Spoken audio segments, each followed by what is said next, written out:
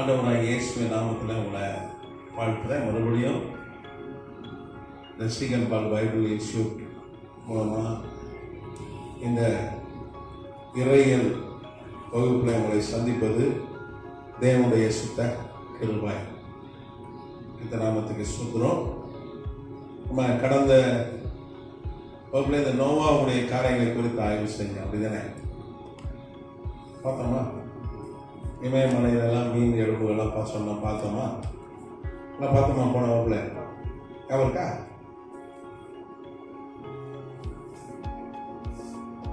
இருக்கா இல்லையா? இருக்கு. சரி, இன்னைக்கு இந்த கிறிஸ்துவியல் இருந்து ஒரு பாடம்.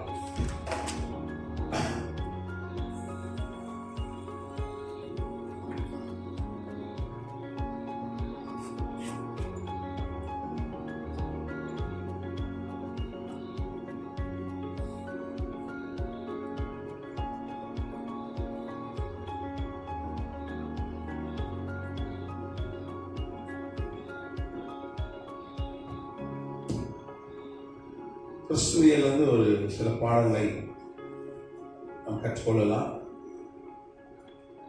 லூக்கா எழுதின சுவிசேஷ நூல் 2ஆம் அதிகாரம்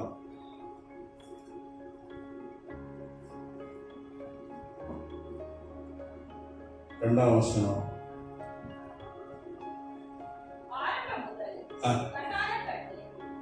லூக்கா 2:8.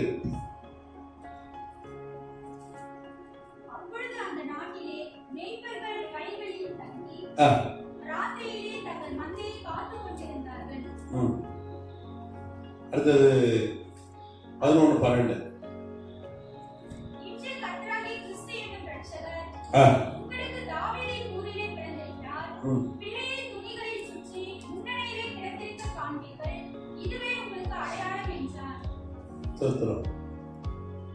இங்கே ஆண்டவராகிய இயேசு கிறிஸ்து கன்னி வயிற்றிலே ஒரு குழந்தையாக வந்து அவதரித்த பொழுது நடந்த ஒரு சம்பவம் தான் சொல்லப்படும்.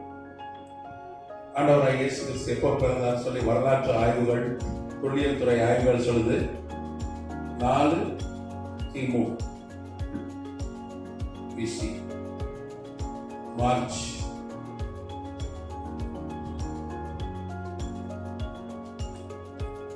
15.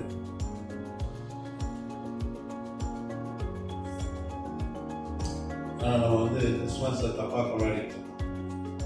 டிசம்பர் 25 கொண்டாடுறோம். அது ஏன் நான் ஏற்கனவே சொல்லியிருக்கேன். 336 கிபி வரைக்கும், ஏடி வரைக்கும் கிறிஸ்துமஸ் கொண்டாடப்படவே இல்லை. ஆதி திருச்சபை வந்து பார்த்தீங்கன்னா கிபி 30 ஸ்தாபிக்கப்பட்டது, ஏடி. அப்போ 306 ஆண்டுகள் கிறிஸ்துமஸ் ஒண்ணு கிடையாது. ஆண்டவராகிய இயேசு கிறிஸ்து பிறந்தது உண்மை. அவர் பிறக்க போய் தான் நாம இன்னைக்கு ரட்சிப்பை சுதந்திரத்திருக்கிறோம், நாம் ரட்சிக்கப்பட்டிருக்கிறோம். அவராலே நாம் ஜீவிக்கிறோம். அவரே வழி, அவரே சத்தியம், அவரே ஜீவன். அவர் வந்து ஆதி திருச்சபைக்கு ஒரு கட்டளை கொடுத்தார். ஆண்டவர் பெந்தெகோஸ்தே பண்டிகையை அனுசரிக்க சொன்னார். அதுதான் வந்து பெந்தெகோஸ்தே பண்டிகை அனுசரித்தார். பவுலே 2 இடத்துல எழுதினான். நான் பெந்தெகோஸ்தே பண்டிகை கொண்டாடணும் போறேன், எருசலேம் போறேன், பெந்தெகோஸ்தே பண்டிகை கொண்டாடணும்லாம் எழுதலாம். நீங்க பார்க்கலாம் பைபிள்ல. அதாவது சபை ஸ்தாபிக்கப்பட்ட நாள், பரிசுத்த ஆவியானவர் வந்து யாவர் மீது இறங்கின நாள். அதுதான் ரொம்ப முக்கியமா கொண்டாடினார். ஆவிக்குரிய சபைகள்ல பெந்தெகோஸ்தே என்கிற அந்த பண்டிகையை எல்லாரும் அனுசரிக்கிறது. இந்த சிஎஸ்ஐ போன்ற பாரம்பரிய சபையில சொல்றாங்க பெந்தெகோஸ்தே வாரம், பெண்டிகாஸ்ட் சண்டே அப்படிலாம் அனுசரிக்கிறாங்க. ஆனா அவங்க இந்த கிறிஸ்துமஸை கொண்டாடுற அளவுக்கு யாருமே கொண்டாடுவது இல்லை. கிறிஸ்துமஸ்னாலே ஒரு மாசம் முன்னாடி ஆயத்தமாகி ட்ரெஸ் எடுத்து, அப்புறம் அதுக்கு அந்த காலத்துல கிரீட்டிங்ஸ் வாங்குவாங்க, வாங்கி சொந்தக்காரங்களாம் அனுப்புவாங்க. இப்போ இந்த கிரீட்டிங்ஸ் முறையெல்லாம் இந்த செல்போன் வந்தாலும் ஒழிஞ்சு போச்சு. இல்லைன்னா பெரிய கிரீட்டிங்ஸ் அனுப்புறதே ரொம்ப பிஸியாக ஸ்டாம்ப்லாம் ஒட்டி போஸ்ட் டிபார்ட்மெண்ட்லாம் ரொம்ப அவங்களாம் ரொம்ப கஷ்டம். இந்த கிறிஸ்மஸ் வந்தாலே என்னன்னா இவனுங்க ஒருத்தரும் 10-15 கிரீட்டிங்கோட நிற்பான். கரெக்டா? ஞாபகம் இருக்கா? அதுதான் வந்து முடிஞ்சு போச்சு. நம்ம நாட்டுக்கு இப்போ எழுதுறதே இல்லைன்னு நினைக்கிறேன். எழுதுற வேலையே கிடையாது. எல்லாம் செல்போனை டைப் பண்ணிடுறோம். எழுதுறதெல்லாம் மறந்து போயிடுச்சு. நமக்கு எழுதணும், அது நல்லது. எழுதுறது மிகவும் நல்லது. நியூராலஜிஸ்ட் நரம்பியல் நிபுணர்லாம் என்ன சொல்றாங்க, டெய்லி எழுதணும், ஒரு பக்கம் சத்தமா படிக்கணும், பாட்டு பாடணும். சொல்றது யாரு? நரம்பியல் நிபுணர்கள், நியூராலஜிஸ்ட். அதான் ரொம்ப நல்லது. சரி, அப்போ 336 கிறிஸ்துமஸ் பண்டிகையை ரோமாபுரியில தான் முதல் கொண்டாட ஆரம்பித்தார்கள். கான்ஸ்டன்டைன் பேரரசன் விக்கிரக ஆராதனை பண்டிகை ஒழிச்சிட்டான். ரோமர்கள் வந்து அவர் 312 அக்டோபர் 29 அவன் ஏற்கனவே ஆய்வு செஞ்சிருக்கான். 312ஆம் ஆண்டு அக்டோபர் 29 ரோம கர்த்தர் அவன் ரோம பேரரசை கொடுக்கிறார். ஆண்டவர் தான் யுத்தம் பண்ணார். நம்ம எல்லாம் ஏற்கனவே சொல்லியிருக்கேன், மேக வெடிப்பு உண்டாச்சு. இப்ப திருநெல்வேலியெல்லாம் தூத்துக்குடியெல்லாம் ஒரே நாள் 96 சென்டிமீட்டர் 98 சென்டிமீட்டர் மழை பெஞ்சுத. இதெல்லாம் மேக வெடிப்பு தான். அதே மழை சென்னையில பெஞ்சது வைங்க, சென்னை ஃபுல்லாவே தண்ணிக்குள்ள போயிருக்கும். ஓயமாரில் எல்லாமே ஒரு 2-3 மாடி தண்ணி போயிருக்கும் நினைக்கிறேன். இங்கேயே கூட தண்ணி இருக்குங்க, பெரிய பெரிய பாலத்தில் அடிச்சுட்டு போயிருக்கு. இன்றைக்கு கூட ஏழன்னு ஒரு பகுதி நான் அங்கே போயிருக்கேன். ஒரு பெரிய பாலம் ஒன்று தாமிரபாணி குறுக்க, அதை அடிச்சுட்டு போயிட்டு தண்ணி. போன வருஷம் தான் கட்டினாங்க, போன ஆட்சியில் தான் கட்டினாங்க. ஒரு 3-4 வருஷம் மேலே கட்டின பாலம். ஏன்னா அழகாக கட்டியிருக்காங்களே நம்ம ஆட்கள், பழைய ஆட்சியாளர். பாதி ரூபா செலவு பண்ணியிருப்பான், பாதி என்ன பண்ணியிருப்பான் போச்சே, ஒரு பாலமே போயிட்டு. கத்தநாமத்துக்கு சொல்றோம். அப்போ மேக வெடிப்பு ஏற்பட்டு சுனாமி வந்தது டைபர் நதியில. ரோம பேரரசு படையில அடிச்சுட்டு போச்சு. நம்ம பார்த்தோமா? ஆண்டவர் அவனை அப்படிதான் கொண்டு வந்து சிங்காசனம் போறீங்க, எல்லாத்தையும் ஒழிச்சிடலாம், விற்கிறாங்க ஒழிச்சிடலாம். ரோமர்கள் மாதிரி விற்கிறாங்க செய்யறோம் யாருமே கிடையாது உலகத்துல. எல்லா சிலையும் வணங்கலாம், ராஜாவை வணங்கலாம், சிலையை வணங்கலாம், மனுஷனை வணங்கலாம், ஜூபிட்டர் வணங்கலாம், ஹெர்குலஸ், இப்படி மெர்க்குரி, இப்படி நிறைய பேர் வணங்கலாம். ஆனா அவரெல்லாம் வந்து சொல்லிட்டாரு, எல்லாம் விக்கிரகாரை மூலம் 3 முடித்தான். போல்டான அரசன் கர்த்தர் அவனை எழுப்பினார். பண்டிகை ஒழிச்சு போட்டான். அவர் டிசம்பர் 25 சூரியனுக்கு வந்து அவர்கள் ஒரு பண்டிகை கொண்டாடினார். ரொம்ப விமர்சையா டிசம்பர் 17 25 வரைக்கும் பண்டிகை. அது கடைசி நாள் 25 சூரியனுக்கு பண்டிகை. 17 24 வரைக்கும் சாட்டர்னேரியா. ஏற்கனவே கொஞ்சம் ஆய்வு செஞ்சிருக்கோம், நம்ம ஏற்கனவே கற்றுக்கொண்டிருக்கிறோம். சாட்டர்னேரியான்னு ஒரு விவசாய பண்டிகை, எப்படி பொங்கல் மாதிரி நமக்கு அப்படி ஒரு பண்டிகை. கடைசி நாள் தான் சூரியனுக்கு பண்டிகை. அதெல்லாம் ஒழிச்சு கட்டிட்டாங்க. அதனால ஜனங்களுக்கு பண்டிகை கொண்டாடலன்னா ரொம்ப வந்து மனுஷன் ரொம்ப டிப்ரெஸ் ஆயிடும். ஆண்டவர் பழைய ஏற்பாட்டில் மோசமான நிறைய பண்டிகை கொடுத்தார். ஏன்னா அவருக்கு தெரியும், ஆண்டவர் இவனுக்கு பண்டிகைலாம் என்ன ஆயிடும், ரொம்ப ஸ்ட்ரெஸ் ஆயிடும், மனசோர்வு வந்துடும் மனிதனுக்கு. கடன் வாங்கியா என்ன பண்ணணும், பண்டிகை கொண்டாடி உண்மையா, அது ஒரு சந்தோஷம். அப்படிதானே ஒரு ஷாப்பிங் போறது, கிறிஸ்துமஸ் ஷாப்பிங் செலவுனா கடை 11 மணிக்கு 10 மணிக்கு அடைக்கிறவன் 11 மணி ஆனாலும் இவங்க கொஞ்சம் வெளியே போகணும், போக மாட்டாங்க. சில காலையிலேருந்து ராத்திரி வரைக்கும் ஷாப்பிங் பண்ணுவோம். காலையில் கடை திறக்கும் போது போவாங்க, அதுக்கப்புறம் அங்கே தங்கி தான் ஷாப்பிங் பண்ணுறது இல்லை. அந்த மாதிரி அது சகோதரிமார்கள் ரொம்ப இன்ட்ரெஸ்டாக ஷாப்பிங் பண்ணுவாங்க. காலையிலேருந்து ராத்திரி வரைக்கும் கூட என்ன பண்ணுவாங்க, ஷாப்பிங் பண்ணுவாங்க. சிலர்லாம் 1 வாரம் போவாங்க, கூட சரியா எடுக்கல அப்படின்னுவாங்க. அதெல்லாம் ஒரு சந்தோஷம். நான் என்ன சொல்றேன், அதெல்லாம் ஒரு சந்தோஷம். கர்த்தநாமத்துக்கு ஸ்தோத்திரம். அப்படி பண்டிகை கேட்டதுனாலதான் அன்னைக்கு அரசன் கர்த்தர் தான் அனுபவிச்சார். கான்ஸ்டன்டைன் தான் ஒரு ஊழியக்காரனாவும் இருந்தான், ஒரு அரசனாவும் இருந்தான். தாவீதை போல ஒரு ராஜாவை. ஆனா கர்த்தர் அவனை என்ன பண்ணார், உள்ளத்துல அந்த ராஜாக்கள் இருந்து யார் கையில இருக்கு, கர்த்தருடைய கையில இருக்கு. அவர் நீர்காலங்களை திருப்புறது போல என்ன பண்ணாரா, அவர் திருப்புறார். அப்படிதான் இந்த பண்டிகை ஏற்பாடாச்சு. நல்லது, கிறிஸ்துமஸ் கொண்டாடுறது நல்லது. இதன் மூலமா என்ன பண்ண, நம்ம சுவிசேஷம் மற்றவங்களுக்கு சொல்றோம். மற்றவனும் கிறிஸ்துமஸ் தான் என்னன்னு தெரிஞ்சு வச்சிருக்கான். ஆண்டவரே மனிதராய் அவதாரம் எடுத்து வந்ததுதான் கிறிஸ்துமஸ் தெரிஞ்சு வச்சிருக்கிறான். கர்த்தர் நாமத்துக்கு ஸ்தோத்திரம். இங்கே ஆண்டவராகிய இயேசு கிறிஸ்து பழைய ஏற்பாடு முழுக்க அவை குறித்து தீர்க்கதரிசனம். எப்போ பிறப்பார்? மீகா 5:2 பெத்லகேம்ல பிறப்பார். மீகா 735 கிமு 735 பிசி பார்த்தோம், ஏற்கனவே ஆய்வு செஞ்சதுதான். மீகா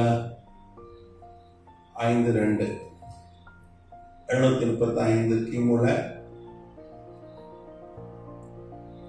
இந்த மீகாவே 3 ஆண்டவராகிய இயேசு கிறிஸ்துவை குறித்து 3 இடத்துல தீர்க்கதரிசனம் சொல்லிட்டான். மீகாவே உன் வீட்டாரே உன் சத்துருன்னு அவனை கொண்டுதான் கர்த்தர் எழுதினான்.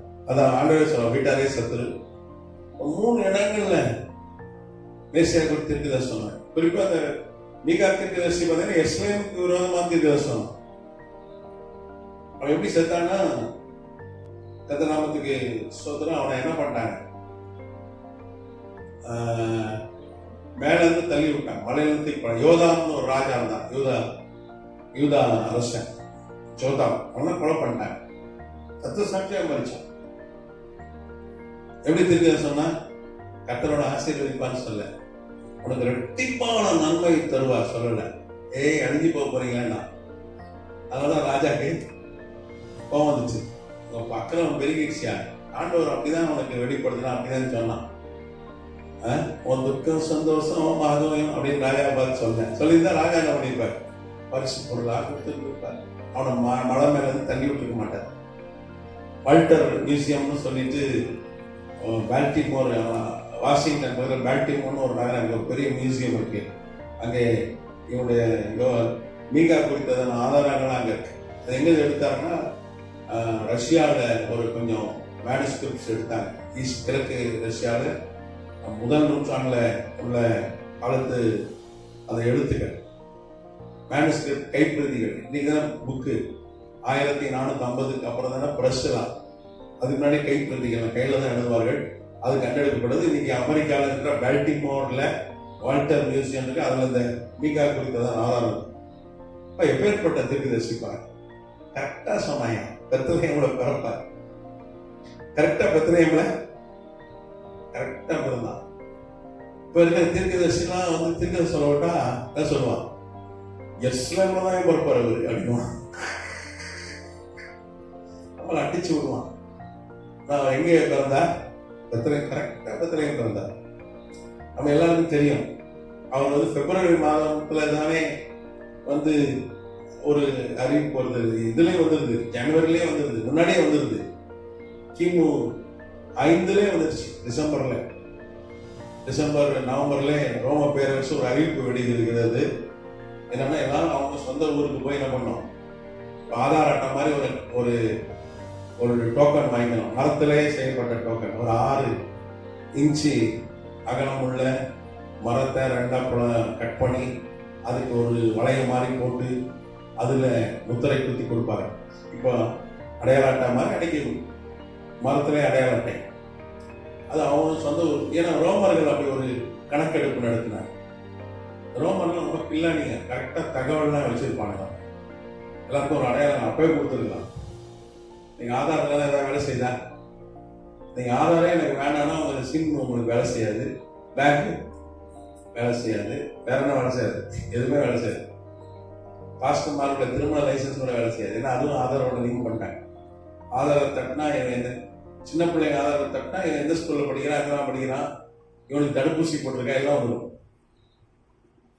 இன்னைக்கு அவ்வளோ ஆதாரம் வைத்து கொண்டு என்ன பண்றாங்க, நமக்கு எல்லாரும் ஒரு 12 இலக்கம் என் நம்பரை கொடுத்து நம்ம தகவல்லாம் வச்சிருக்காங்க. நாமத்துக்கு சொல்றோம். அதே மாதிரி ஒரு ஆதாரம் மாதிரி கட்டாயம் அதை எடுக்கலன்னா ஆதாரம் தான் விட்டுருவான். என்ன சிம் கிடைக்காது, பேங்க் அக்கௌண்ட் வச்சிருக்க முடியாது, இந்த மாதிரி சில சலுகைகள் இருக்காது. மற்றபடி ஜெயில எல்லாம் போட்டுற மாட்டாங்க. இப்போ அன்னைக்கு அப்படி இல்லை. நீ அந்த இது டோக்கன் இல்லைன்னா சிறைச்சாலை. அப்படிதான் 5 கிமுல சட்டம் போடுறான் ரோம பேரரசன் அகஸ்து ராய். அப்படி சட்டம் போடுகிறான். அதை சிறைநிலை என்கிற அது அதிபதி தான் அதை செயல்படுத்துகிறான். கர்த்தர் நாமத்துக்கு ஸ்தோத்திரம். அப்போ வந்து நேசரத்துக்கு வராங்க.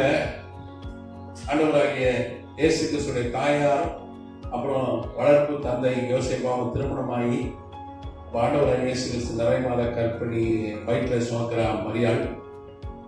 மரியாள் குறித்து நிறைய தகவல்கள் வந்து பார்த்தீங்கன்னா நான் ஏற்கனவே உங்களுக்கு சொல்லியிருக்கேன். இருந்தாலும் 1952 எந்த ஊர்ல இருக்கா? Geneva, Switzerland.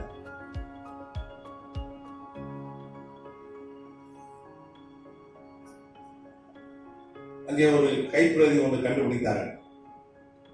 முதல் நூற்றாண்டை சார்ந்த கைப்பிரதி, கிரேக்க மொழியில் எழுதப்பட்ட கைப்பிரதியை கண்டுபிடித்தார்கள். அது யாக்கோபுடைய கைப்பிரதி என்று உறுதி செய்தார். யாக்கோபு அவன் எழுதலாம் சுயசரிதை. அம்மாவுக்கு அப்பாவுக்கு யார், எங்கள் தாத்தா எங்கள் பாட்டி யாரு, கல்யாணம் பண்ணி எங்கள் அம்மா வாழ்க்கை எல்லாம் எழுதலாம். ஏன்னா நமக்கு பொதுவாக வந்து நம்ம அம்மா அப்பா சொல்லுவாங்க, நான் சின்ன வயசுல எங்கே இருந்தேன்டா எங்கே இருந்தேன்டா எல்லாம் தெரியும். அவங்களுக்கு நினைவு தெரிஞ்சனால என்னெல்லாம் இருக்கோ அதை நம்மகிட்ட சொல்லுவாங்க. இன்னைக்கு யாரும் சொல்றது இல்லை, சொன்னாலும் பிள்ளைங்க யாரும் கேட்கறது இல்லை. எல்லாம் வந்தவொடனே வீட்டில் செல்போனை தான் பார்க்கலாம். ரோட்டில் நடந்து போனோடனே சில பயங்கரமா இருக்கும், குறுக்க வந்து நிற்கும். செல்போனை பார்த்துட்டே வந்து என்ன பண்ணுவான், பட்டாரம் நம்ம வண்டியில் விடுவான். ரொம்ப அடிச்சு நீ காதில் மாட்டிக்கிறான், ஒன்றும் கேட்க மாட்டேங்க, காதில் மாட்டி தான் போறான். நீங்க ஆறு அடிச்சாலும் அவனுக்கு கேட்கவே கேட்காது. ரொம்ப பேர் வெயிலெல்லாம் அடிபடுறான், காதில் மாட்டிட்டு அப்படியே இன்ட்ரெஸ்டா அப்படியே பார்த்துட்டு போறாங்க. நம்ம ரயில்வே தண்டவாளத்தை தான் தாண்டோட மறந்துதான் அடிச்சு தூக்கிடுது. நீங்க கேள்விப்பட்டிருப்பீங்க. இன்னைக்கு வீட்டில் எல்லாம் வந்த உடனே அன்னைக்கு பேசுவோம், நடந்து ஸ்கூல்ல ஆபீஸ்ல நடந்து. இப்ப யாரும் பேசுறதே இல்லை. சமைக்கிறதே செல்போன் பார்த்தா சமைக்காங்க. என்ன பண்றது? ஏதோ சொல்றாங்க, அதை செய்யறாங்க. அது செல்போன்ல வேற மாதிரி தெரியுது, நம்ம செஞ்சா என்ன அது வேற மாதிரி ஆகுது, வேற மாதிரி தான் ஆகுது.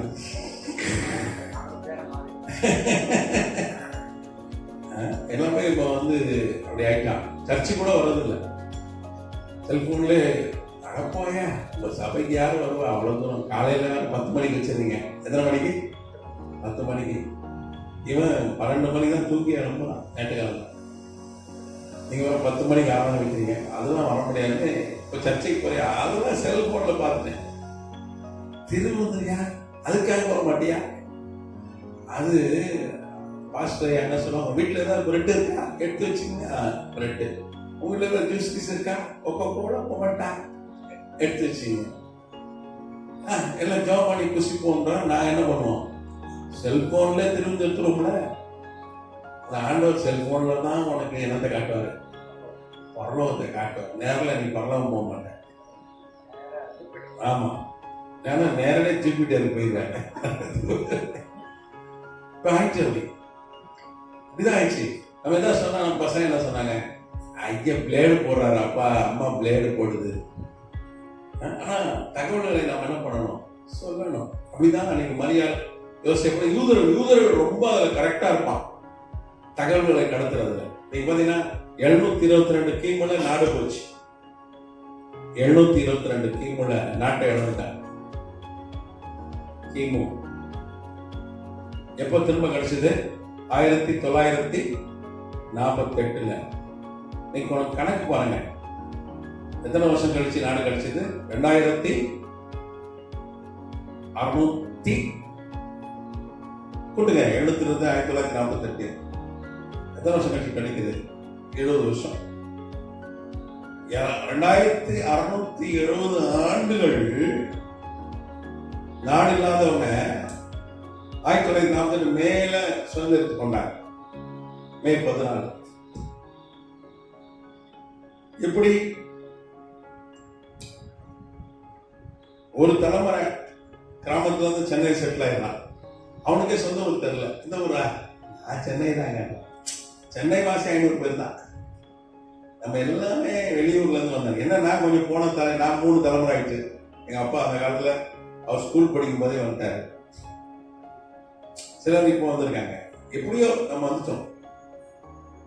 ஆனா எங்க இருந்து வந்தோடனே சொன்னதானே தெரியும். அப்பா சொல்லியிருக்கணும், தாத்தா சொல்லியிருக்கணும், அம்மா சொல்லியிருக்கணும்.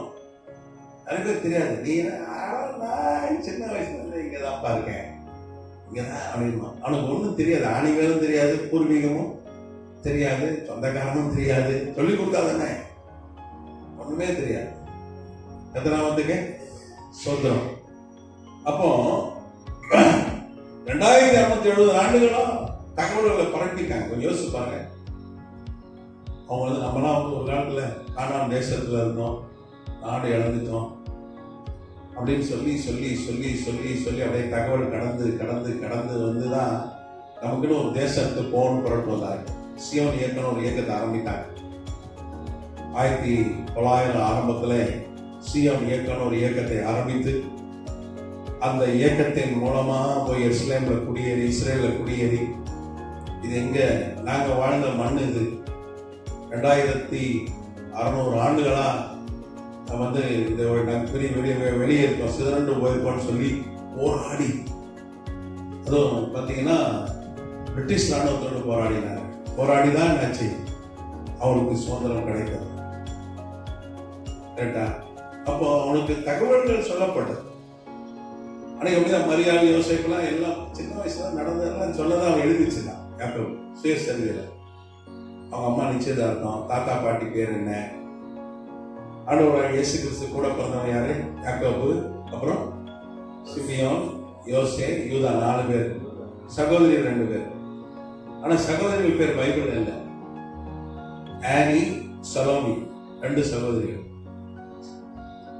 பைபிள் நிறைய பேர், எல்லா பேரும் எழுதிட்டா பைபிள் நம்ம கையில தூக்கிட்டு வர முடியாது. அது லாரியெல்லாம் நிறைய புஸ்தகமா மாறிடும்.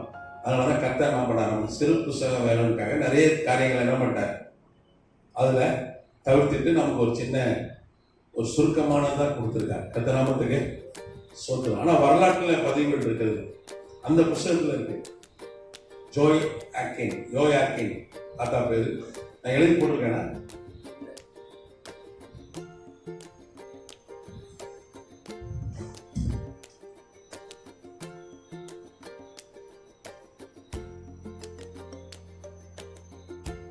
தமிழ்ல யோயாக்கின், அவங்க பேர் என்னது, அண்ணா.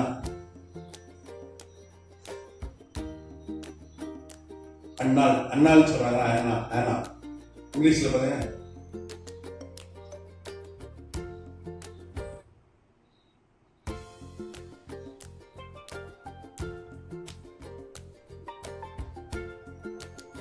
இங்கிலீஷ்ல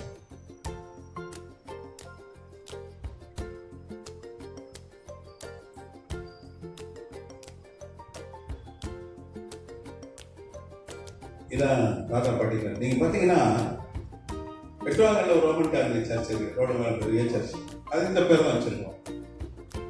கேத்தலிக்கான அந்த பேர்லாம் கரெக்டா சத்தியத்தை விட்டான பேரை பிடிச்சிக்கிட்டாங்க.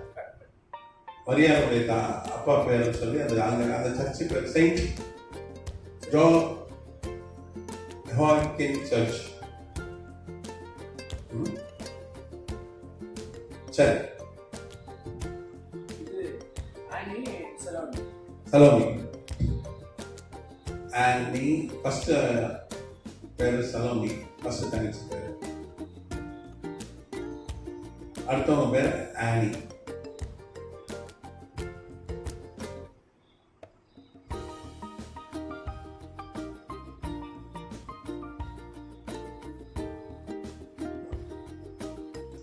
தாத்தா பாட்டி பேர்லாம் வைப்பாங்க, இப்போ வைக்கிறது கிடையாது. முன்னாடி அப்படிதான் இப்போ தாத்தா பாட்டிலாம் பேர் வைக்க, இப்போ ரொம்ப ஸ்டைலாக பேர் வைக்கும். பேச்சுக்கிற வாசி மாதிரி இருக்கிற பேர் கேட்கும் போது புதுசா வைக்கலாம் பேர். சரி, இந்த தகவல் எங்க இருக்கிறது, புரோட்டோ எவாஞ்சலியம். இந்த நூல் பேர் புரோட்டோ எவாஞ்சலியம்.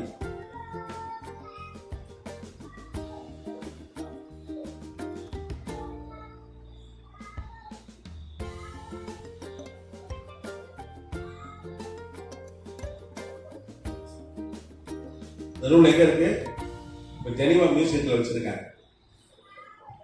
முதல் நூற்றாண்டுல யாக்கோபை கொண்டு எழுதப்பட்ட நூல். இதுல எல்லா பேரும் ஆண்டவராக இயேசு கிறிஸ்து 12 வயசுக்கு அப்புறம் பைபிளில் விவரம் இல்லை. கடைசியாக 12 வயசுல அவர் இஸ்லாமில் இருந்து அதுக்கப்புறம் 30 வயசு தான் வந்து பைபிளில் இருக்கு. ஒரு ஞானசாரம் எடுத்தார், யோவான் சாணம் அப்படி தான் இருக்கு. ஆனால் இந்த நூல்களில் எல்லா தகவலும் இருக்குது. யோவான் சாணம் யாருன்னா இந்த மரியாதை